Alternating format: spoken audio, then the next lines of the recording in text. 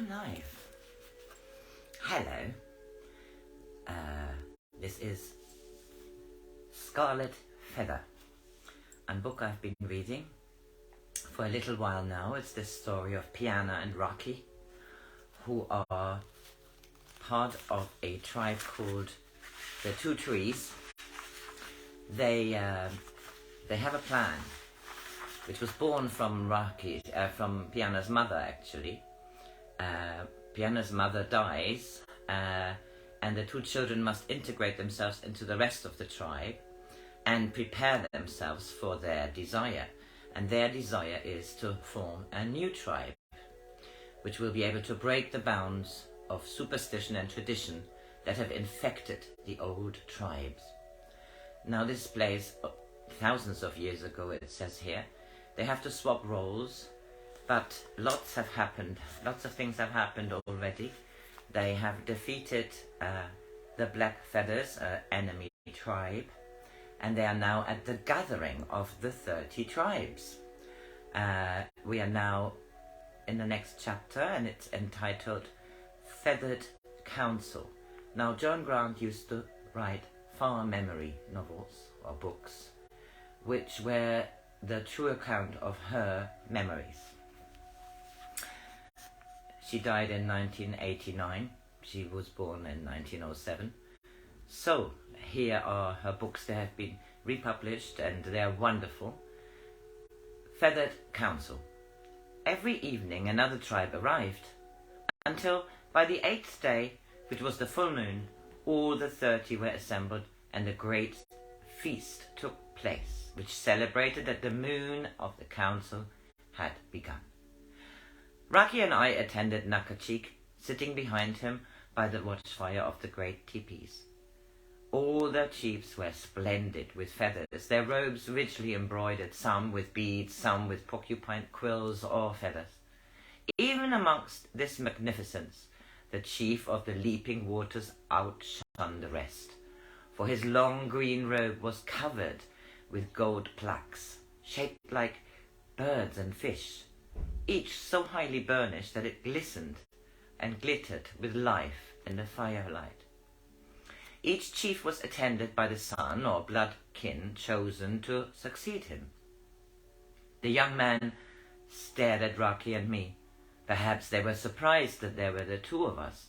Had I known it was the custom for each chief to announce why he had chosen the name of his successor and the reason why he had been chosen, I should have been nervous before the feast.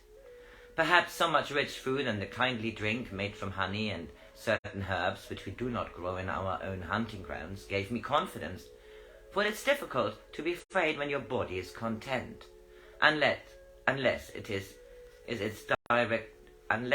directly threatened. Each youth stared straight ahead of him while his qualities were being extolled. I could not think of what they reminded me until I remembered the squaws at the choosing. At the end of each speech there was silence, the sign of agreement, though had he been considered unworthy to join the council if the present chief should die during the next 7 years, he would be required to give further proof of his powers of leadership and his knowledge of the tribal laws. My father was the last to speak. When I knew that Raki and I had to step forward to be stared at by those proud, aloof faces which the fire beckoned from the shadows, my legs suddenly felt as though they had been running until they could not carry me any further. "Steady, Piyannah!" Raki's voice was only a whisper, but my body heard it too and became obedient. White and yellow, blue and green and scarlet, a wall of mighty feathers surrounding us, eyes implacable as hawks, cold, unwavering, hands placed at the smoke which rose from the long pipes. I, too, must be calm and impassive. I chose a star low on the horizon and swore that my eyes should not turn away from it, nor the lids flicker. My father's voice was calm and unhurried. I, Nakachik, chief of the Two Trees, have led my people to a place where the path forks between the old way and anew. I am too full of years to go into the hills of the unknown future, but these two together will rule after me, and will take those of my people who wish to follow them to find a new land under their own totem. He paused to give significance to his next words. Never before has a chief chosen a man and a woman to rule in equality. No one moved, but I felt the tension his words produced grow, until I thought I could have touched it with my hands. I repeat, a new tribe shall be led by a man and a woman in equality, by Raki and Piyannah. They will act as one person and speak with one voice in council. Those of my people who wish to keep to the old way will stay with me and choose their own successor to take my place when I die. You have never seen a woman at your council, yet there is no law against it. It is said that a brave must inherit. The training which Piyannah has undergone has been no less arduous than that of any other brown feather. She wears 7 bear claws and has killed a running hind with a single arrow at 200 paces. She has asked no clemency, and in battle she killed a black feather and took his scalp. All that she has done, so has Raki done also. They are the bow and the bowstring. They are the bow and the bowstring, the arrow and the quiver, the morning and the evening of their days. If anyone doubts her strength, let him give her challenge, or else acknowledge the new tribe, which in the spring of next year will follow their dual chief to the land of their future. The silence was deep, as that which follows the roar of thunder. Then a youth who belonged to the yellow-skinned tribe said in a harsh voice, I, Chka, will not sit in council with a squaw. A man cannot refuse to sit in council with his equals, said Nakachik. No squaw is a man's equal. You cannot turn weakness into strength by putting a brown feather in a forehead thong. To have a woman in our council would be to dishonor the feathers. They have always been held in veneration, and now you turn them into an ornament for your squaw. Her symbol is as true as your own, said my father. If you doubt its color, why not prove its quality by giving her a challenge? The youth sneered. I do not fight with women, nor eat carrion. At this further insult, some of the chiefs turned to stare at the speaker in cold disapproval while the rest ignored him. I think they might have agreed with Chka had he used words of suitable dignity, but the laws of courtesy were strict and not to be violated without rebuke. Then spoke the chief of the Leaping Waters. It appears that this young man has been too occupied with learning the arts of warrior to have had sufficient opportunity to learn the arts of the council, among which is a seemingly choice of words. As he is determined not to sit in council with the daughter of Nakachik, would it not be agreeable to all of us if contests were to be arranged between them, the winner to be accepted by us, the loser to be rejected from any place in our future councils? This speech won general approval, some of the old men even permitting themselves the indulgence of a smile. The yellow skin had to accept, though he did so with as little grace as he dared.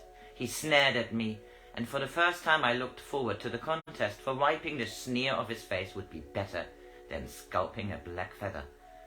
When the oldest chief rose to his feet as a sign that the council was concluded, I should have liked to stay, to talk with some of the sons, but Raki told me rather sharply to come back to our camping ground.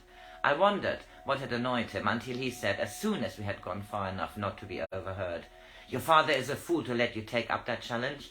The man is more dangerous than a black feather. He will try to kill you. I'm not going to be killed, Raki. I'm going to lead a new tribe with you to the south. You may be confident once too often, Piyannah. If I had let you meet any of the others, you might have given another challenge. That is why I hurried you away. You are feeling full of courage now, but by tomorrow you may feel different, and you will not have a chance to change your mind. I do not want to change it, Raki, I said indignantly. I want to see those sneering eyes pop out of that yellow face because my thumbs are pressing into the corners of them. I want to see his canoe split open in the rapids while mine rushes past, and I turn to laugh at the expression on his face as it is sucked down by the water. The mead is talking out of your mouth, Piyannah. It makes you think that you like killing people, and you know you hate killing, even a deer. Killing a deer is much worse than killing that yellow horror, and I have always enjoyed killing snakes and spiders. You're frightened of rattlesnakes. Well, perhaps I am, but he is a snake, and that I am not afraid of.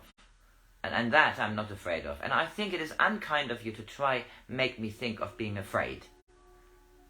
Aren't you afraid? It's never any use trying to hide your feelings from me. Perhaps part of me is, I admitted reluctantly, but I shan't listen to that part, unless it shouts so loud I can't help myself. I do wish you would stop being angry, Raki. If you don't, I shall be miserable, and if I'm miserable, I shall forget I am a brave. And then I shall never be able to remember the right holds in the wrestling. Will one of the contests be wrestling, do you think? The chiefs will decide that. If you had given the challenge and it had been directly accepted, he would have had the choice. But now I suppose the council would choose them. I am not angry with you, Piyannah, but I'm angry for you. Nakachik has no right not to warn us of what's going to happen. When you had been chief with me for 7 years, the council would have accepted you without question. And if they had tried to refuse you, then we could have kept away from the gathering. It was the act of a fool to ask them to acknowledge you now. Why do you suppose he did it? Mead, said Raki. That is why I am so angry with him. Mead seems to breed conceit faster than a dead meat breeds maggots. Nakachik, a fool because he had drunk too much mead. Could it really have made any difference? If you don't believe me, I will soon show you what I can do. Instead of continuing towards our camping ground, he turned east. Even without the full moon, the night would have been brilliant, for many people were carrying torches, which added to the light of the fires. There, said Raki, meat can be strong as a tomahawk, though its effects don't last so long. 3 men were sprawled on the ground, breathing heavily through their open mouths. Raki jostled one of them with his foot, but he only grunted and went on sleeping. One of them is a scarlet feather, said Raki disgustedly, and there is another of them. Their man was lying on his face. I thought he was dead, until suddenly he rolled over and began to mutter incoherently. Not tens, but hundreds of them, said Raki. When the sun comes back tomorrow, she will think there has been a battle, but none of them will have earned a funeral pyre. I expect the yellow viper will drink so much that his arms will snap like dead twigs and his legs become weak as rotten fungus, I said hopefully, for Raki had managed to make me feel less enthusiastic for the contest. It will be his last feast in any case, for if you don't kill him, I shall. But you can't kill him, Raki, if he wins in a fair fight, though he's not going to win, of course. He swung me round and gripped my shoulders so tightly that I nearly cried out. We were tricked into this, so it is not your fault, but it's the last time that I'm going to let you come into danger. You are my woman, even though I'm not allowed to claim you yet. I shall kill any man who hurts you, cripple any man who insults you, break the right arm of a man who annoys you. That is my first law, and with me it overrules all others. So if you don't enjoy watching massacres, Piyannah, you had better not provoke insults, unless you want them to be avenged. So, I think I finished this here because we are coming to the next morning. In the next chapter, this is part 1.